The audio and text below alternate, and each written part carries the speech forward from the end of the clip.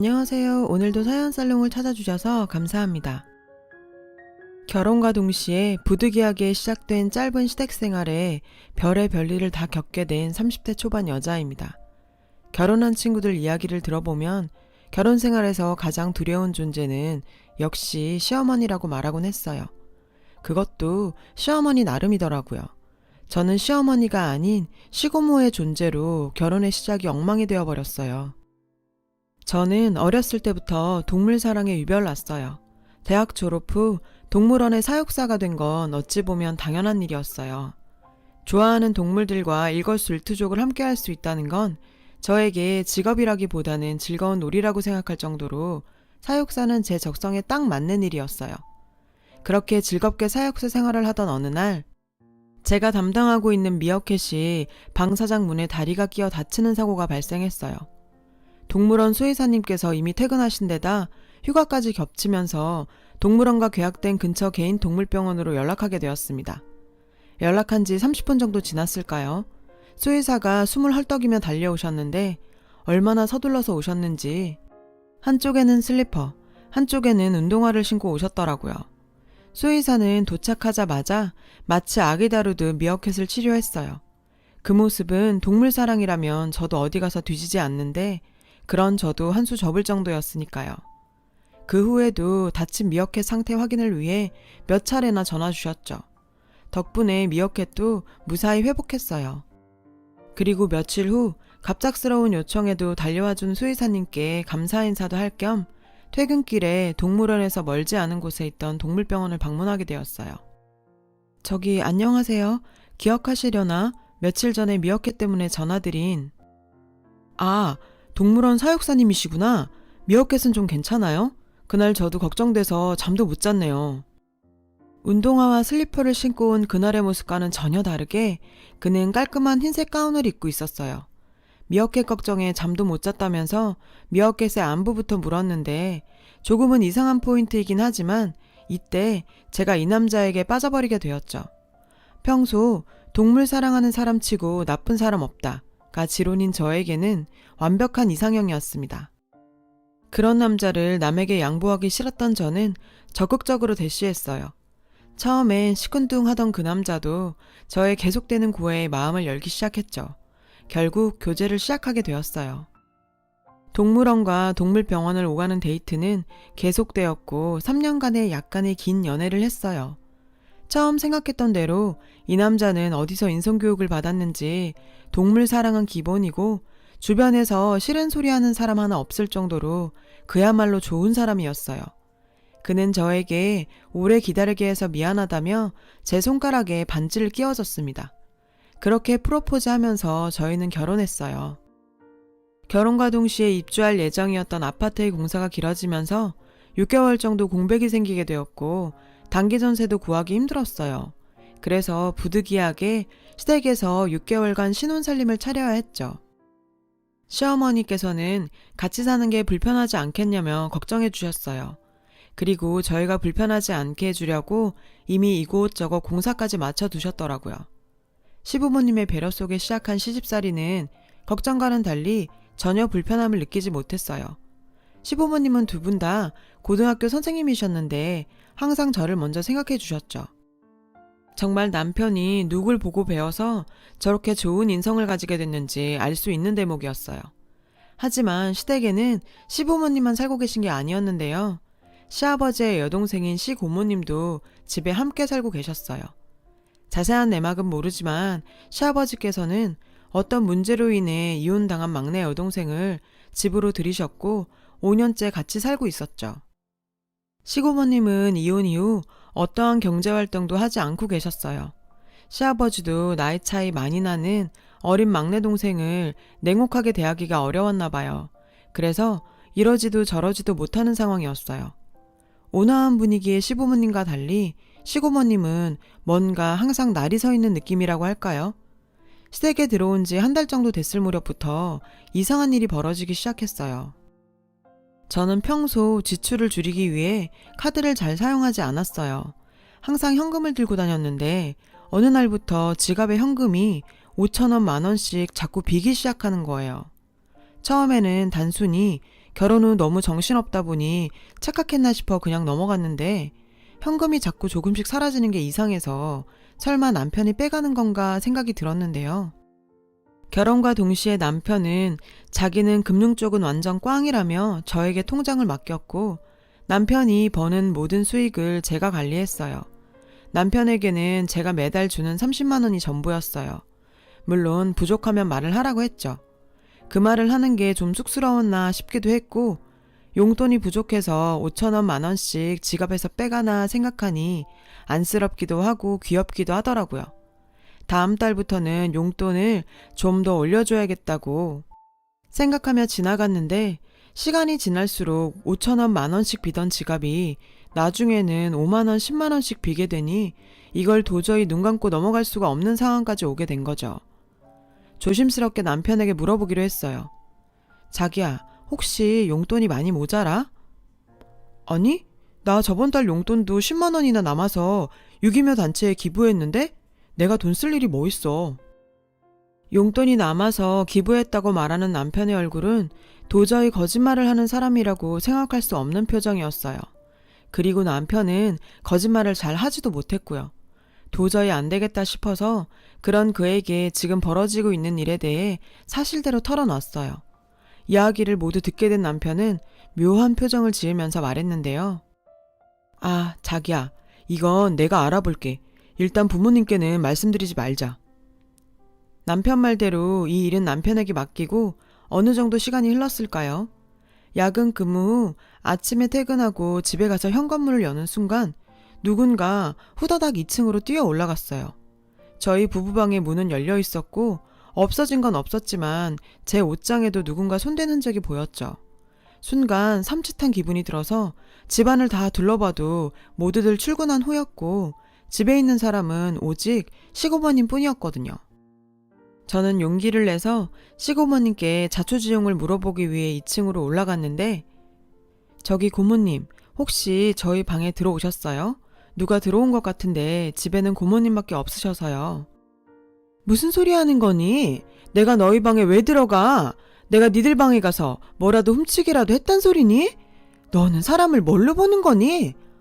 참. 시고모님은 갑자기 버럭 화를 내셨고 그 모습에 더는 물어볼 수가 없었어요. 평소에도 항상 화가 나인 듯하게 날선 태도의 시고모님이었지만 그 사건 이후 저를 응시하는 눈빛은 살벌하게 그지 없었죠. 그리고 머지않은 시간에 일이 터지게 되었어요. 하루는 일하던 중 몸이 너무 안 좋아 반차를 내고 집에 일찍 들어왔죠.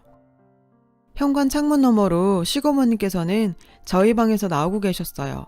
그 손에는 남편이 결혼할 때 선물해준 명품 핸드백이 들려 있었고요. 처음 선물 받아본 명품백에 때라도 탈까봐 한 번도 들고 나가지 못한 제 핸드백이었어요. 그걸 허락도 없이 들고 가는 시고모님의 모습에 저도 흥분해서 당장 2층으로 따라 올라갔는데요. 고모님, 왜 또 저희 방에 들어가셨어요? 제 핸드백 당장 주세요. 얘 봐라, 너 도대체 무슨 소리 하니? 너희 방에 쓰레기통 비워주러 갔는데 무슨 핸드백? 얘가 날 완전 도둑년 취급하는구먼. 저번에도 그러더니. 시고모님은 얼굴색 하나 변하지 않고 뻔뻔하게 거짓말을 하는 거예요. 제 눈으로 똑똑히 봤는데도 발뺌하는 그런 모습에 이번만은 더 물러설 수가 없었어요. 제가 분명히 봤다고요. 고모님께서 제 핸드백 들고 올라가시는 거 제 눈으로 봤어요. 어딨어요, 어디? 시고모님께서는 핸드백을 찾으려는 제 손을 잡으셨고 오히려 역정을 내셨어요. 야, 이년이 뭐하는 짓이야? 너 지금 선 넘는 거야? 너 지금 이러는 거 네 시아버지가 알면 가만히 있을 것 같아? 당장 네 방에 가봐. 네 방에 핸드백 없으면 내 방을 뒤지던 말던 마음대로 하라고. 너무나도 당당한 시고모님이었죠. 저 역시 분명히 봤기 때문에 제 방으로 내려와 확인했어요. 옷장을 여는 순간 분명히 시고모님이 들고 올라간 제 핸드백은 그 자리에 그대로 있었고 그걸 보니 정말 귀신에 홀린다는 말이 이런 걸 말하는 건가 싶은 기분이 들었어요. 너는 이제 끝났어. 날 감히 도둑년으로 몰아? 우리 오빠 들어오기만 해봐. 오늘 있었던 일 책임져야 할 거야. 순간 이게 무슨 일인가 싶어 멍하게 서 있었는데 핸드백이 그대로 방에 있는 이상 시고모님에 대한 제 의심은 제 착각일 뿐이었던 거죠. 버럭버럭 소리 지르시는 시고모님께 진심으로 사과드렸지만 저를 용서하실 생각은 전혀 없어 보이셨어요. 시부모님과 남편이 퇴근하자마자 오늘 있었던 일을 오열하시면서 얘기하셨는데요. 아, 오빠, 내가 오늘 오빠 며느리한테 어떤 꼴을 당했는지, 오빠 며느리가 말이야, 나를 가방도둑년으로 몰아세우고 소리 지르고, 아휴, 이혼당한 것도 서러운데 아랫사람한테 이런 꼴이나 당하고 내가 죽어야지. 시고모님의 하소연을 들은 시아버지께서는 저를 혼내셨는데, 아가야, 아무리 그래도 네 시고모 아니니? 확실하지도 않은 걸로 윗사람한테 소리 지르고 하면 되겠니? 이번엔 네가 100번 잘못했구나. 분명 제 눈으로 봤다는 말이 턱 끝까지 차올랐지만 저는 그저 남편과 시부모님 앞에서 꿀먹은 벙어리가 될 수밖에 없었어요. 당장이라도 눈물이 울컥 쏟아질 것만 같았죠. 남편에게 오늘 있었던 일을 상세하게 설명했지만 사실 남편이 저를 아무리 믿는다고 해도 가져간 핸드백이 그대로 방 안에 있잖아요. 모든 건 제 착각이고 저는 거짓말을 하는 사람밖에 되지 않은 거죠. 남편은 제가 요즘 좀 피곤해서 착각한 것 같다며 위로해 주더라고요. 그런 위로는 저에게 도움이 되지 않았어요. 그 사건 이후 편하기만 했던 시집생활은 불편한 곳이 되었죠. 제가 출근하고 나면 시고모님은 제 물건들을 쓰는 건지 정리해 놓은 물건이 흐트러져 있었던 적이 한두 번이 아니었고 심지어 제가 아끼던 귀걸이가 없어졌는데도 아무 증거도 없이 또 의심할 수가 없었어요. 본인이 멋대로 해도 아무 말 못하는 저를 조롱이라도 하듯 시고모님의 행동은 더 노골적이고 과감해졌어요. 저는 그저 하루빨리 공사가 끝나서 아파트를 입주하기만을 기다릴 뿐이었어요. 그렇게 시간이 가기만을 기다리던 저에게 도저히 참을 수 없는 일이 생기게 되었습니다. 사육사들은 처음 맡게 된 동물에 대한 애정이 각별할 수밖에 없어요. 저에게는 미어캣 또리가 그런 존재였고요. 초보 사육사였던 저와 2년간 동고동락한 또리가 수명을 다하고 죽은 후 또리의 목줄을 버리지도 못하고 간직하고 있었는데 퇴근 후 서랍 속에 또리의 목줄이 사라진 것을 알게 되었어요. 정말 방 구석구석 다 찾아봤지만 어디도 그 목줄은 보이지 않았고 제 마음속에는 시고모님을 의심할 수밖에 없었죠. 하지만 저에게 말고는 누구한테도 아무 가치도 없는 그 목줄을 가져갔을 리는 없을 거라고도 생각했어요. 서랍을 뒤지다가 어디 딸려간 건 아닌지 온갖 생각에 머리가 복잡했는데 귀걸이 같은 건 또 사면 그만이지만 도저히 그냥 넘어갈 수가 없어 시고모님께 용기 내서 물어봤어요. 고모님, 혹시 저희 방 쓰레기통 비우셨어요? 그 똘이라고 쓰여있는 낡은 끈 하나 못 보셨나요? 아, 그거 바닥에 떨어져 있길래 내가 버렸다. 정말 가슴이 쿵 하고 내려앉았는데요. 서랍 속에 들어가 있는 게 발이 달린 것도 아니고 바닥에 떨어져 있어서 버렸다는 시고모님의 거짓말에 저도 도저히 참을 수가 없었어요. 서랍 속에 있는 또리 목줄이 왜 바닥에 떨어져 있어요? 고모님께서 제 서랍 뒤지다가 떨어뜨린 거잖아요. 그렇다고 해도 남의 물건 마음대로 버리시면 어떡해요? 그게 저한테 어떤 건데. 이게 또 나를 또 도둑년 취급하네? 내가 네 서랍 뒤지는 거 봤어? 자기가 관리 잘못해서 바닥에 떨궈놓고 또 나를 의심하네? 그깟 낡은 끈 하나 버린 게 뭔 대수라고. 너 저번에도 그러다 큰 코 다친 게 얼마나 됐다고 또 이러는 거냐? 정말 너 이 집에서 쫓겨나고 싶어? 말싸움이 커지자 시부모님과 남편도 거실로 나왔고 위풍당당한 시고모님의 위세에 저는 또 꿀먹은 벙어리가 되어버렸어요. 정말 소중한 물건을 잃어버리고도 이렇게 아무 말 할 수 없다는 사실에 좌절하고 있었죠. 그런데 갑자기 시어머니께서 시고모의 뺨을 때리셨어요. 늘 조용하시던 시어머니의 행동은 순간 집안을 얼어붙게 만들기 충분했어요. 네가 뭔데 내 며느리를 내쫓아? 보자 하니까 나한테도 모자라 이제 내 며느리까지. 대영아, 내가 알아보란 거 알아봤어? 엄마, 가짜래. 그리고 고모방에서 나온 게 내가 사준 진짜고. 남편과 시어머니는 알 수 없는 말을 주고받았고 시고모는 뭔가 눈치챈 듯 눈이 파르르 떨렸는데요. 에휴, 너는 어찌 방법이 변하질 않니?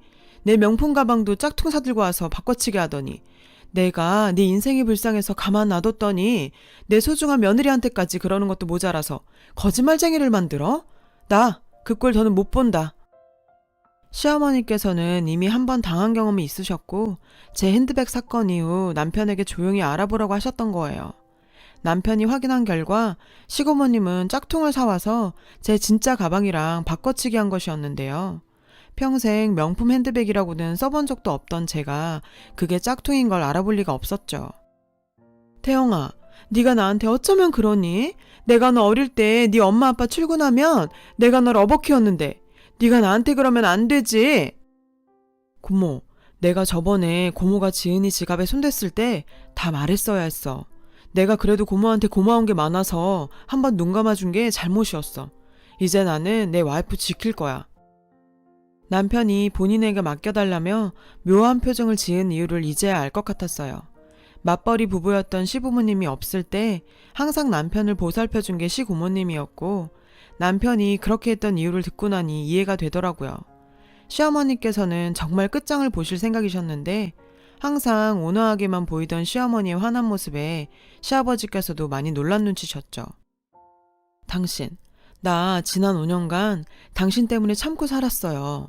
당신이 막내 아가씨한테 부채의식 많이 느낀 것도 알고 마음 약한 당신한테 그런 가혹한 일 시키고 싶지 않아서 아가씨 이혼 후에 우리 집에 데리고 오는 거 반대하지도 않았어요. 그런데 나한테까지만 했어야지. 사람이 정도란 게 있어야지. 이건 뭐, 난 내 며느리한테까지 그런 일들 물려주고 싶지 않아요. 이젠 당신이 결정해요. 시어머니의 단호한 태도에 시아버지께서도 뭔가 결심하신 눈치였는데요.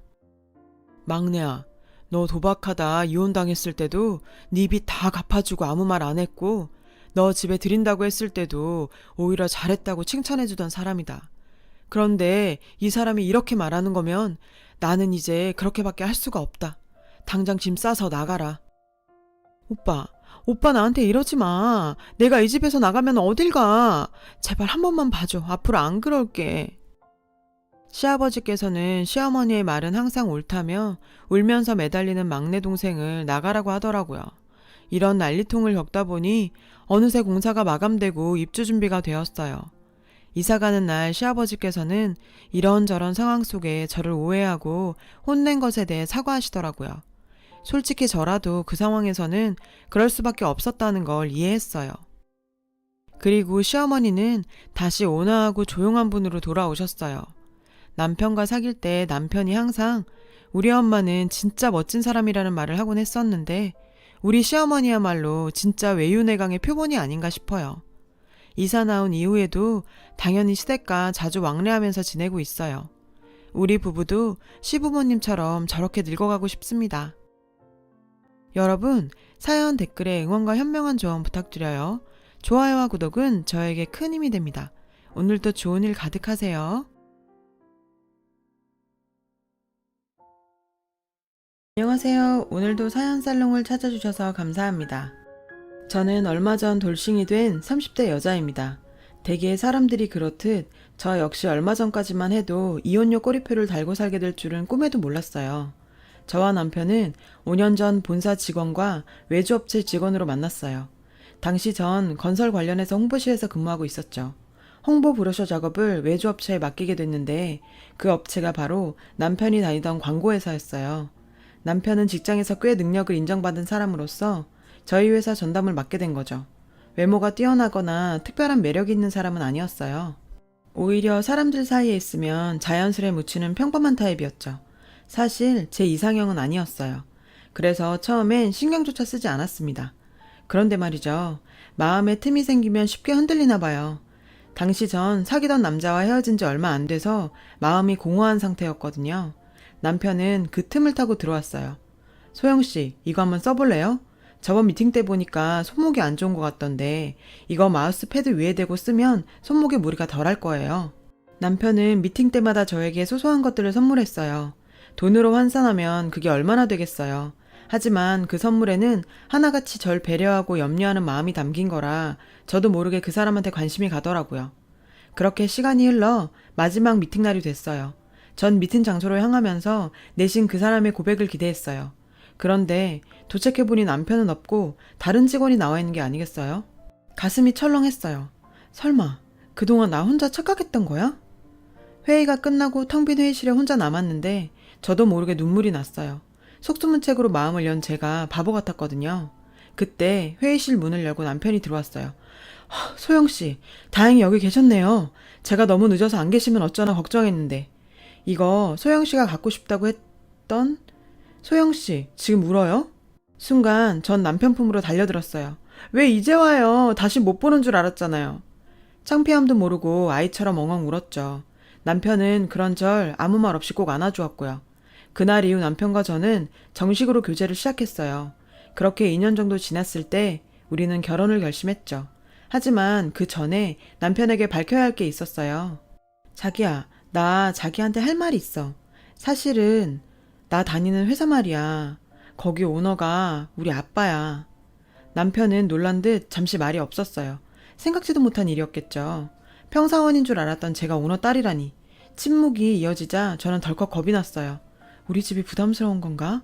설마 헤어지자고 하는 건 아니겠지? 침묵이 이어지는 동안 전 별의별 생각을 다 했어요. 그런데 남편의 반응은 예상 외였어요. 자기야, 그 얘긴 우리 엄마한테 비밀로 하자. 응? 왜 그래야 되는데? 아무래도 엄마가 불편하실 것 같아. 그치만 어차피 알게 되실 거잖아. 알게 되더라도 우선은 비밀로 해줘. 부탁이야. 남편이 워낙 간곡히 부탁을 하길래 저는 그러기로 했어요. 그리고 그땐 시어머니가 다른 사람들과 달리 욕심도 없으신 소박한 사람인 것 같아 오히려 좋더라고요. 아빠와 단둘이 살고 있는 저와는 반대로 남편은 홀어머니 밑에서 자랐거든요. 어머님은 보험 설계사 일을 하며 홀로 아들을 키워내셨어요. 그래서인지 남편은 어머니 말이라면 자다가도 벌떡이에요. 주변 사람들은 그런 남편을 세상 둘도 없는 효자라고 칭찬했죠. 그런데 그거 아세요? 세상에 둘도 없는 효자는 세상에서 가장 최악의 남편감이라는 거. 그때까지만 해도 전 그걸 몰랐어요. 자기 부모한테 잘하는 사람이니까 처가 부모한테도 잘하겠거니 했죠. 시어머니는 수수한 동네 아주머니 같은 인상이었어요. 제가 손발이 찬 걸 어떻게 아셨는지 생강차를 보내주시며 여자는 몸이 차면 안 된다고 걱정해 주셨죠. 어려서 일찍 엄마를 여의고 모정에 굶주려 있던 전 그런 시어머니의 배려에 감동을 받았고 앞으로 잘 해드려야겠다고 생각했어요. 남편 쪽이 한참 기울어지는 결혼이었지만 아버지께선 제 뜻을 이해해 주셨고 그렇게 우리는 양가 반대 없이 결혼을 하게 됐어요. 그런데 신혼여행에서 돌아오는 날 사건이 터졌어요. 저희 친정아버지가 중소기업 오너인 걸 예식장에서 친척들을 통해 알게 된 시어머니는 자신을 속였다며 방금 신혼여행에서 돌아온 아들을 현관에 들어서자마자 뺨을 때리셨어요. 그것도 며느리 앞에서 말이에요. 그날 저와 남편은 시어머니 마음을 풀어드리려고 여독이 쌓인 몸으로 쫄쫄 굶은 채 밤새 안방 문 앞에서 빌었어요. 그리고 그 일이 있은 지 얼마 뒤 시어머니는 여러 개의 보험계약서를 제게 내미시곤 친정에 가서 사인을 받아오라고 했어요. 크게 사업을 하시는 분이니 이 정도의 계약은 해줄 수 있는 거 아니냐면서요. 이게 다 저희 친정아버지를 위한 거라나요? 하루라도 빨리 계약을 해야지 더 나이 들면 보험 가입도 안 된다고 어찌나 닥달하시던지. 전 하던 설거지도 놓고 친정에 가야 했어요. 하지만 결혼 후 처음 친정집을 찾은 딸을 보며 반가워하시는 아버지 앞에 선뜻 계약서를 내밀 수는 없었죠. 그대로 계약서를 가지고 돌아왔어요. 그리고는 시어머님께 사실대로 말씀드리고 죄송하다고 했죠. 그렇게 일이 잘 끝날 줄 알았는데 그날 밤 남편과 막 잠자리에 들려는데 시어머니가 벌컥 방문을 열고 들어오셨어요. 그러곤 다짜고짜 남편의 뺨을 또 때리셨어요. 남편은 영문도 모르고 맞으면서도 연신 죄송하다고 손이 발이 되도록 빌었고요. 전 시어머니의 살기돋은 모습에 겁이 나서 아무 말도 못하고 서 있었죠. 네가 이 애미를 얼마나 업신여겼으면 이제 가시집 온 며느리가 나를 지 부모한테 보험이나 팔아먹는 파람치한으로 보냐? 딸 자식 떠나보내고 큰 집에 덩그러니 남은 사돈양반 걱정돼서 그런 내 마음을 장사치 속셈으로 알아? 아이고 내 팔자야. 이런 꼴 보려고 내가 자식을 키웠나. 당신 엄마 말이 사실이야? 이리 와서 빌어. 당장 무릎 꿇고 엄마한테 빌란 말이야. 남편은 강제로 절 끌어안치곤 시어머니께 빌라고 강요했어요. 낯선 상황에 겁에 질린 전 무조건 빌었죠. 시어머니 앞에서 무릎 꿇고 빌며 당장 가서 사인을 받아올 테니 오해 푸시고 용서해달라고요. 제가 철이 없어서 어머님 깊은 뜻을 잘 몰랐다고 다 제 잘못이라고 말이죠. 그랬더니 시어머니 표정이 확 달라지며 얘 아가, 네가 그러면 내 체면이 뭐가 되니? 이 늦은 시간에 네가 계약서를 들고 친정에 가봐라. 사돈어른께서 어떻게 생각하시겠냔 말이다. 꼭 내가 널 들볶아서 등 떠밀려 온 것처럼 보일 것 아니냐. 마침 내일이 토요일이니 애비랑 같이 가서 하루 자고 오는 걸로 하면 자연스럽잖니. 넌 왜 이렇게 영리하질 못해. 배울 만큼 배운 애가. 결국 어머님 계획대로 다음날 남편과 전 친정으로 향했어요. 가는 길에 남편이 그러더군요. 어제는 미안해. 이래서 당신 집 형편 숨기고 싶었는데 여보 정말 미안해. 고개를 푹 숙인 남편을 보자 그동안 이 남자가 어떻게 살아왔을지 훤히 보였어요. 그래서 더 가엾게 느껴졌어요. 친정아버진 저희 내외가 하루 지내러 왔다는 말에 무척 기뻐하셨어요. 그런 아버지 앞에 전 수십 장에 달하는 보험 계약서를 내밀었죠. 아버진 아무 말 없이 사인해 주셨어요. 어찌나 죄송한지 전 고개를 들 수 없었죠. 그러지 마라. 안 그래도 보험을 몇 개 들어둘 생각이었다. 사돈께서 이렇게 신경 써주시니 오히려 고맙구나. 감사 인사 전해드려라. 그렇게 저희 친정아버지로부터 다량의 보험 계약을 따낸 시어머니는 한동안 별 문제 없이 잘해주셨어요. 하지만 그 후로도 크고 작은 일들이 있을 때마다 시어머니는 제가 보는 앞에서 남편에게 폭언과 폭력을 행사하셨고 그 상황을 차마 지켜볼 수 없었던 전 친정으로 달려가 돈이며 시어머니가 원하는 모든 것들을 시집에 퍼나르기 시작했죠. 그런 악순환은 얼마 전까지도 이어졌어요. 그런데 전 세계 경제 불황으로 환율이 요동치면서 주로 수입 자재를 사용하는 저희 아버지 회사가 휘청거리기 시작했어요. 아버지께선 자신 소유의 부동산과 증권을 정리해 하청업체에 대금을 지불하고 직원들 월급부터 챙기셨죠. 하지만 이미 기울어진 회사는 회생 기미가 보이지 않았어요. 그래도 끝까지 회사를 살려보려 사방팔방으로 뛰어다니시던 아버지는 음주운전 차량에 치여 교통사고를 당하셨습니다. 아버지 의식이 돌아오기도 전 회사는 결국 다른 업체에 넘어가 버렸어요. 회사를 살려보려 수십억 자산도 쏟아부었던 아버진 결국 깨어나지 못한 채 세상을 떠나셨고요. 그렇게 전 한순간에 고아가 되었어요. 경찰서에서 조사하는 과정에서 아빠의 이야기를 들었어요. 회사가 어려워진 후 아빠의 수고는 제가 상상하던 이상이었습니다. 아빠는 그런 상황을 저한테까지 상세히 알리지 않으셨죠. 저 사느라 바빠서 그런 아빠의 상황도 잘 몰라 돌봐드리지도 못했는데 제 탓인 것만 같아 살고 싶지 않았고 그렇게 먼저 가신 아빠가 보고 싶기만 했어요. 장례는 다행히 회사분들이 도와주셔서 큰 문제 없이 치를 수 있었어요.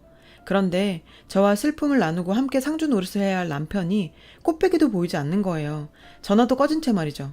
저와도 연락이 되지 않은 남편 소식을 시어머님이 알고 있더라고요. 남편이 급하게 회사 일 때문에 출장을 갔다며 곧 올 거라고 하셨죠. 저녁이 돼서야 뒤늦게 나타난 남편은 검정이 아닌 흰색 계열의 정장 차림이었어요. 화려한 색의 타이까지 매고요. 제가 선물한 정장이었고 디자인도 자기 스타일이고 옷감이 부드럽고 좋다며 평소 남편이 좋아하는 옷이긴 했습니다. 그래서 장례업체 측에서 검은 양복을 대여 입긴 했지만 내심 찜찜했죠.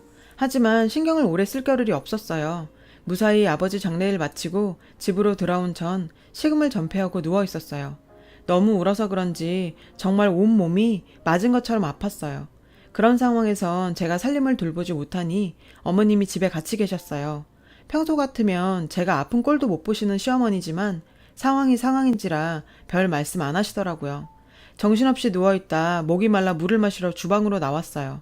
그런데 방에서 통화 소리가 들리는 거예요. 며느리 내쫓아야지. 없어 개털이야. 부자가 망해도 3년은 간다는데 이건 뭐. 그건 그렇고 저번에 우리 아들 선본 거 말이야. 그쪽에선 왜 말이 없어? 맘에 든대. 애들은 이번 주말에 만나기로 했다더라고. 아유 걱정 마. 곧 이혼 서류에 도장 찍어. 지가 부모가 있어. 돈이 있어. 그쪽 집에 신경 안 쓰게 내가 싹 정리해 둘게. 이번 혼사만 잘 되면 옷이 문제야. 명품백도 하나 사준다 내가. 그러니까 제가 친정아버지 장례 지내는 동안 남편이란 작자는 시어머니랑 짜고 선을 보러 나갔던 거예요. 그날 장례식장에 입고 왔던 굳이 제가 사준 그 양복을 입고 말이죠. 사람의 탈을 쓰고 어떻게 이럴 수가. 시어머니는 원래 그런 사람이라고 쳐도 어떻게 3년을 살을 썩고 살아온 남편이 저한테 이럴 수 있죠? 생각 같아선 당장 안방에 뛰어들어가 시어머니랑 단판을 짓고 싶었지만 그래봤자 저한테 좋을 건 없겠더라고요. 어차피 이렇게 된 거 제대로 준비해서 못돼 처먹은 모자한테 한 방 먹어야겠다는 생각뿐이었어요. 주말이 되자 남편은 거래처와 약속이 있다며 외출 준비를 했어요. 정말 신경 써서 옷을 입고 평소 잘 쓰지도 않던 향수까지 뿌리고 말이죠. 한편으로 남편이 가엾다는 생각도 들었어요. 저런 어머니를 만나지 않았다면 이 남자도 행복한 가정을 꾸리고 살 수 있었을 테니까요. 그리고 얼마 뒤 제가 뒷조사를 의뢰한 심부름 업체에서 연락이 왔어요. 업체로부터 받은 USB 속에는 남편과 맞선녀가 데이트하는 모습이 담겨 있었죠. 사진 속 남편은 저와 연애할 때처럼 배려심 넘치고 자상한 모습 그대로였어요. 이상했어요. 너무 자연스러웠거든요. 강요에 못 이겨 나간 사람이라고 느껴지지 않을 만큼. 아니나 다를까 남편을 미행했던 업체 직원도 남편의 행동이 시어머니의 강요로 보이진 않는다고 하더라고요. 현재 남편과 맞서녀는 진지하게 혼담이 오고 가는 사이로 이미 상견례 날짜까지 잡혔다고 했어요. 약간의 추가금을 더 낸다면 상견례장 내부에 녹음기를 설치해 줄 수 있다고요. 하지만 현행법상 당사자가 포함되지 않은 녹취는 재판에서 유효하게 사용될 수 없으니 잘 생각해보고 결정하라더군요. 전 서둘러 전화를 끊었어요. 미칠 것 같았어요. 내 남편도 우리가 함께했던 시간도 그 어느 것도 이젠 믿을 수 없게 됐으니까요. 생각해보면 결혼 전 저를 딸처럼 대해주셨던 거나 남편에 대한 시어머니의 욕설과 폭력 등 이 모든 게 다 연극이었던 거예요. 절 자신들 뜻대로 몰아가려는 의도된 연출이요. 그동안 날 기망하고 내 아버지 재산을 곶감 빼먹듯 빼먹은 이 땡만도 못한 것들. 당장이라도 죽여버리고 싶다는 생각뿐이었어요. 하지만 그러기 위해선 일단 참아야 했죠. 그리고 디데이가 됐어요. 시어머니와 남편은 점심 약속이 있다며 각각 핑계를 대고 집을 나갔어요. 전 미리 정리해둔 짐가방을 들고 집을 나섰죠. 그리고는 신사동 근처의 한정식 집으로 향했어요. 그것도 우리가 결혼 전 상견례를 했던 곳이에요. 로비에서 남편 이름을 대고 남편 이름으로 예약된 방을 안내받았어요. 그 방에 문을 열고 들어가 보니 상견례가 한창 진행 중이더군요. 남편과 시어머니는 절 보자 귀신을 본 사람처럼 놀랬어요. 어머, 어머니, 여기서 뭐 하세요? 여보, 당신은 또 여기 왜 있어? 거래처 약속 있다더니 이분들이 거래처 분들이야? 근데 분위기만 봐선 꼭 총각 행세하면 상견례라도 하는 것처럼 보이네. 안 그래요, 어머님? 제 등장에 상견례장 분위기는 엉망이 됐죠. 남편의 얼굴은 터질 것처럼 빨갛게 달아올랐고 시어머니는 이런 상황에서도 잔머리를 굴리려는지 누나를 굴려댔죠. 전 맞서녀 부모 앞에 남편과 제 결혼 사진을 내려놨어요. 이 사람들이 어떤 사람들인지 아세요?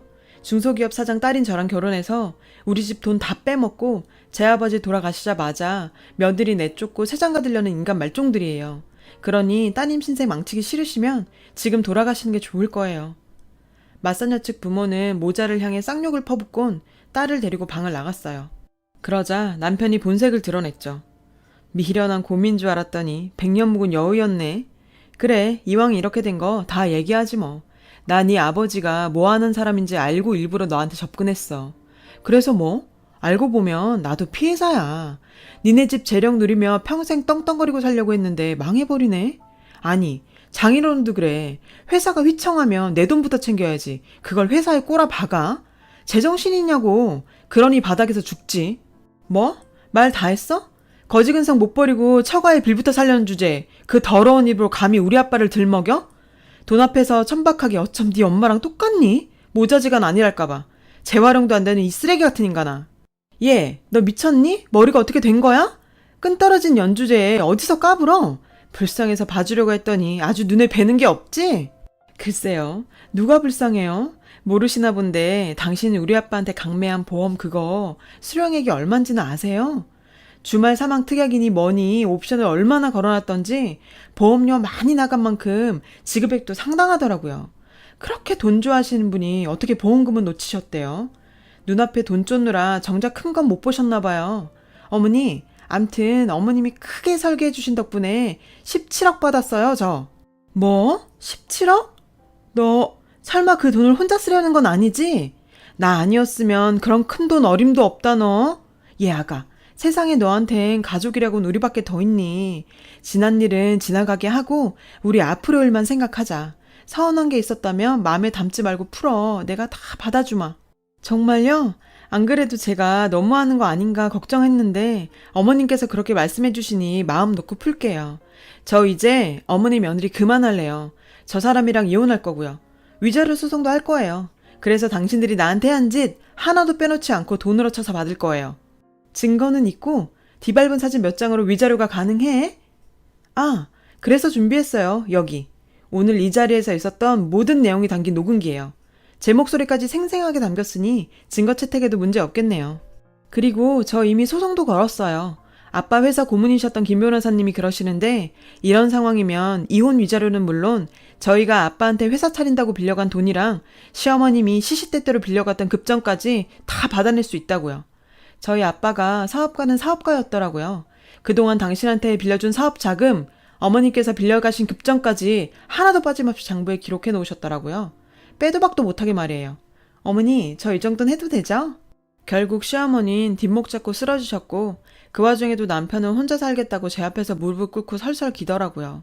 이게 다 엄마가 꾸민 짓이라고, 자긴 정말 날 사랑한다고 눈물 콧물까지 짜면서 거짓말 하는데 정말 끝까지 최악이었어요. 전 요즘 이혼 소송부터 위자료 청구 소송, 사업자금 반환 소송까지 법원 문턱이 닳도록 뛰어다니고 있어요. 하지만 3년간의 결혼 생활을 돌이켜보면 적어도 지금이 그때보다는 수백 수천 배는 행복하다고 자신해요. 며칠 후면 위자료 소송 결과가 나올 거예요. 변호사님 말씀이 액수가 문제지 승소는 걱정 말라고 하더군요. 네, 많이 받으면 좋긴 하겠죠. 하지만 그보다는 사람의 마음을 가지고 장난치는 인간들은 결코 해피엔딩을 맞을 수 없다는 걸 법원 판결을 통해 똑똑히 보여줬으면 하는 마음이 더 커요. 이렇게 사연을 적다 보니 속이 시원하면서도 한편으론 허망하기도 하네요. 부디 여러분께서는 사랑에 속는 일 없이 행복하시길 바래요. 지금까지 긴 글 읽어주셔서 감사합니다. 여러분, 사연 댓글에 응원과 현명한 조언 부탁드려요. 좋아요와 구독은 저에게 큰 힘이 됩니다. 오늘도 좋은 일 가득하세요.